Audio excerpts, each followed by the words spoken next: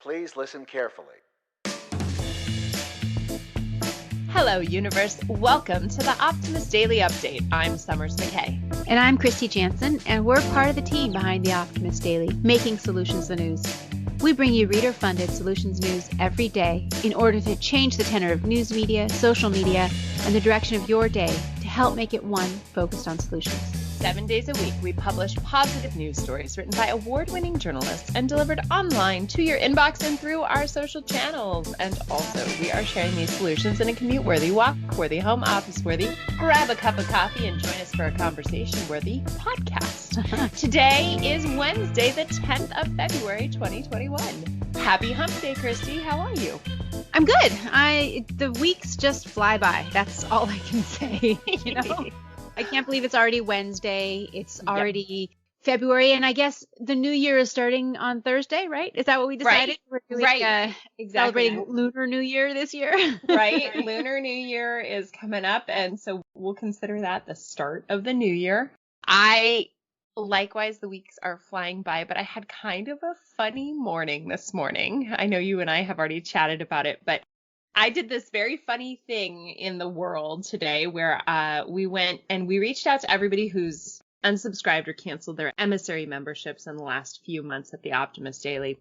And as many of you know, our emissaries are how we fund what we do, right? We have some amazing investors who really are committed to the opportunity, and, you know, our startup investor and impact investors help us grow this business. But part of our business model is, in fact, our emissaries. And so when we lose those $5 a month subscriptions, it's like a really big deal to me. I take it personally. I think everybody in the company takes it personally. But we realized that we needed to ask the question why people were canceling.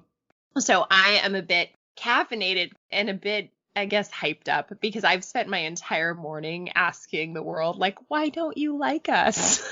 Because we sent out surveys to everyone who's canceled their memberships. And so I am in this very funny place of trying to be optimistic about all the feedback that comes. But as we know, you can't manage what you can't measure. And so, yeah, I'm a little giddy. And our customer service team and I have been working all morning on this. A couple of responses are coming back. And certainly there's financial reasons. And we have emissary scholarships, and we're going to re-engage with those folks who are unable to pay for it. But you know, it's really funny when you ask the world, like, why don't you like me? And then you get the answers. But it's good to have that reality checking, you know, and to not just assume that you know the answers. We need to ask those questions, and that's just how we can move forward. Well, and a big part of success for any business or any endeavor is like a conversation. So that's what we do here every morning on the Optimist Daily Update. We feel like we're having a conversation with our listeners. That's what we do when we send out our Optimist Views. And I think that is a big part of what's going to make this next chapter for our world better, is being open to conversations, open to feedback, not being defensive, but instead listening and being responsive and growing together. I think that's sort of parenting and relationship advice. And I guess if we look at any relationship a business has with its customers, it really needs to be just like you would someone you care about. So we do care. Because we do care. It's not just like you have to act that, because we're nothing without our subscribers. We're nothing without our listeners. So thank you all for listening today. But what's our headlines today, Summers? Why don't you start? Okay, I have to lower going outside. So if you hear some funny noise, I'm going on mute while you start this conversation. While I launch it here. And meanwhile, of course, Cleo's like rolling around making her noises. But there's a headline today that I love for the simple purpose that it's looking to our history and looking to our future and figuring out what has worked well in the past and what can work well as we grow. And the headline reads, America will have a climate corps once more, thanks to a new executive order. Now, at the Optimist Daily, we are a non-political organization. We do not talk about politics, but we will talk about policy that makes a difference. And a newly signed executive order from the White House establishes a new civilian climate corps to provide good jobs for young people and train them for environmentally friendly careers. We talk all the time at the Optimist Daily about how sustainability and environmental consciousness is a huge boom of opportunity. There are just tremendous economic opportunities, growth, jobs. They are the jobs of the future. And I'm delighted to see the use of the creation of this climate corps and the Civilian Conservation Corps history behind it, recognizing the success and the jobs that came out of the New Deal as we left the Great Depression, how that exactly can be deployed similarly in this climate corps. Yeah, I like this story a lot, Summers. And what it underscores is the fact that we've already got civilization or, infrastructure threatening climate change happening. Yep. And what this core will be working on is building green stormwater management, solar panels, cleaning up toxic waste sites, developing urban gardens, all these things which are super important. And it's just an acknowledgement for where we are, kind of like what we were talking about before we started. We can't pretend anymore that there's not a problem that needs to be solved. And this is just one of those steps. And so I love that we are featuring this. I've been reading Elizabeth Kolbert's new book, Under a White Sky, which is about the fact that we really are going to need to embrace some of these technological and innovative solutions that have been around or are being developed in order to mitigate and adapt from the climate change was already baked in. If we're really going to keep our planet from warming to such an extent to an uninhabitable way, we're going to have to embrace human caused climate change has already happened. So we have to own that and then say, okay, well, let's re-terraform this earth. We can't go backwards. We have to create it into a different way. That's why it's a very interesting book that I've just started reading. Anyway, this story just reminds me of that. And that's part of the conversation, which is really starting to be had. And I feel like it's super important for the federal government to acknowledge that and build this into their policy in every part of its policy. So yesterday we were talking about private citizens and private enterprise in embarking on solutions. And here today we were talking about policy and municipalities and the federal government committing to it. What I think is most salient and valuable is to know that this is a real conversation now. I remember months and months ago or 300 years ago or whenever we started this podcast, having a conversation with somebody in my life whom I admire greatly and has been a really important part of my upbringing. And the conversation was about how his particular concern about climate was just not, it didn't matter to him because he was not looking at 100 years. He was concerned about now. And as our conversation has evolved and as our discussion and exposure and information has evolved, he now looks at it and realizes that, my daughter, whom he cares deeply for, he's worried about her future and her children's future. And the idea that we can only worry about the now is no longer the most important thing in perspective. We have to worry about the now, and that is why something like this solves the mass unemployment that exists. It creates solutions now to protect the future. Right. And that is just a winning combination. Yeah, I like it. Yep.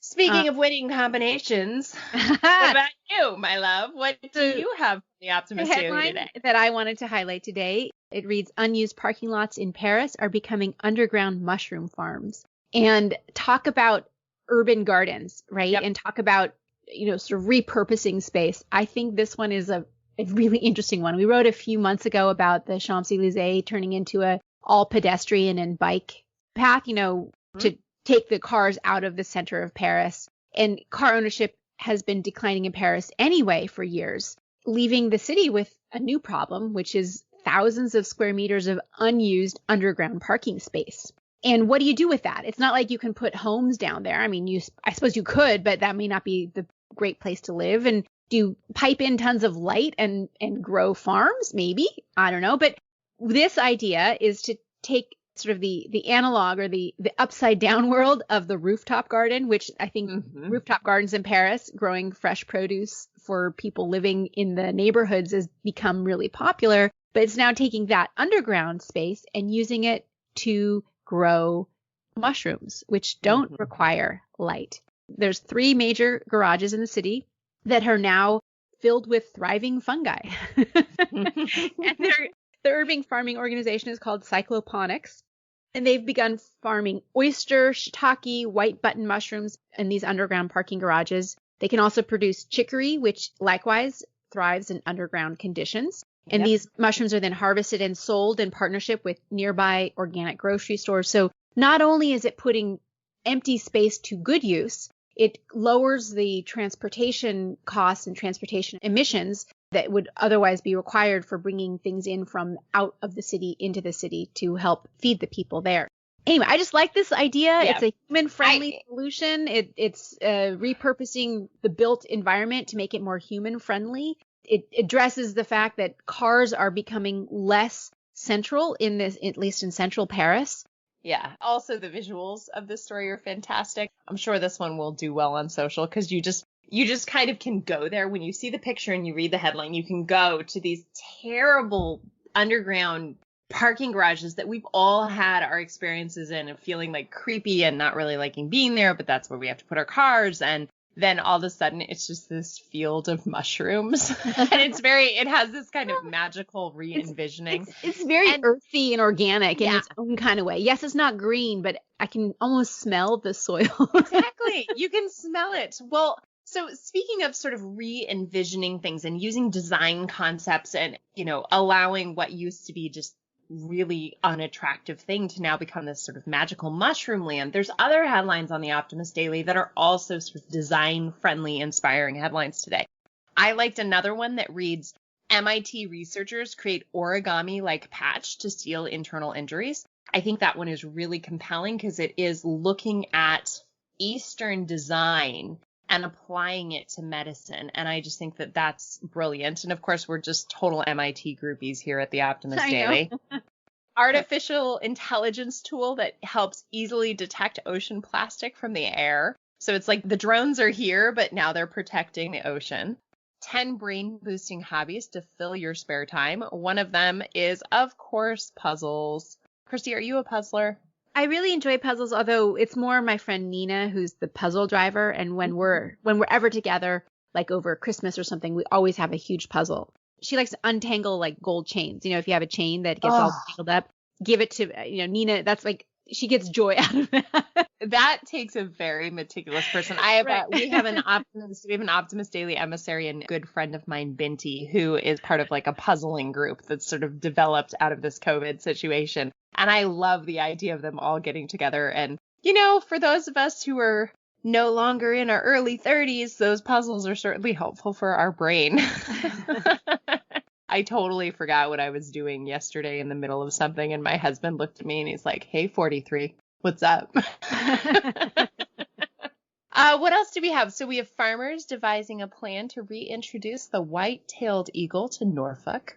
Oop, there's another celebrity investment story, Kristy. What's this one? Elon Musk is announcing a $100 million competition for a carbon removal technology. This is kind of like an X Prize for direct capture carbon or any kind of carbon removal technology. And honestly, most of the more positive forecasts for our planet's future, or at least humans' involvement in our planet, require removing carbon from the atmosphere because it just doesn't go away. So I think Elon Musk, Jeff Bezos, all these guys, they really mean well, but they are also interested in dominating the world in ways which make me uncomfortable. So anyway, I think it's good. And if they can use their notoriety and their money for good, great. There's an article about de-escalating conflict, some tips for doing that within your relationships, super important. And I think we've talked about that before here on the Optimist Daily, and I'm glad for this. It's always a good reminder to think about how we can improve our interpersonal communications. One of the things I liked about this article, and I actually was listening to a conversation on NPR yesterday about the idea of taking a pause and taking a break in the middle of some stress. So while it's not sweeping something under the rug, it is okay when that old adage of don't go to bed angry might not actually be the greatest answer, because sometimes if you take a break, take a pause, don't sweep it under the rug and acknowledge a conversation or a conflict in the morning, it's better than trying to solve it when you were in the heat of anger. So that is something that I'm definitely focusing on because, relationships are really intense and reactions are very, very high right now in the world. So just be willing to take a break. Don't sweep it under the rug, but do take a pause on it. There's a cute one that's a little Pomeranian clickbait here, Kristy. What's this one? There's a dog owner that uses his 3D printer to create a halo, like a head attachment for his blind dog so that she wouldn't run into the walls. And it's kind of cute, but I don't know if it really belongs on our homepage. But, hey, I guess it's a cute fuzzy dog and somebody who did some good for her. Well, and look, this is about this is about using 3D printing to re-envision design concepts and come up with easy homemade solutions, right? We've written about 3D printed medicine bottle for people with Parkinson's. This is sort of in that same vein of people looking at their 3D printers and saying, what can I solve in my home? And you know what I think, Kristy? I think that if this had been an Akita wearing a halo, you would have been sold. But the fact that it's a Pomeranian, you're like, I'm not a little dog lady. Maybe. I love dogs. And I like how you reframed that. The final solution on today's headlines is about a foundation that's turning discarded oyster shells into new marine habitat. And this is taking oyster shells from various restaurants in Galveston Bay and turning them into habitat for undersea species. It's like building a reef out of these shells. Yeah. And I like it. It's, again, using what would otherwise be considered waste for a productive repurposing. Yeah. So these are some great headlines on the Optimist Daily today. It's a fun read. It's always a fun read. And it's always fun to talk to you in the morning, Kristy. And thank you, everybody, for joining our conversation. And I think we should let people know that we're going to be taking a planning day tomorrow with our podcast recording time. So we're taking a little break from your inboxes or your podcatcher boxes or whatever, wherever you listen to us. But we will be back on Friday. We will be back on Friday, and we look forward to talking to you guys then. Thanks, everybody, for listening. You know what we'll do. We promise to cover the current events with accuracy, legitimate sources, and offer you the information needed most to chart new paths for all of us. As I said at the top of the show, we support this through our emissary membership. So if you can, please join as an emissary. And if instead you just want to support us, join as an optimist for your free subscription to the Optimist Daily. Thanks, everybody, for listening, and we'll see you on Friday.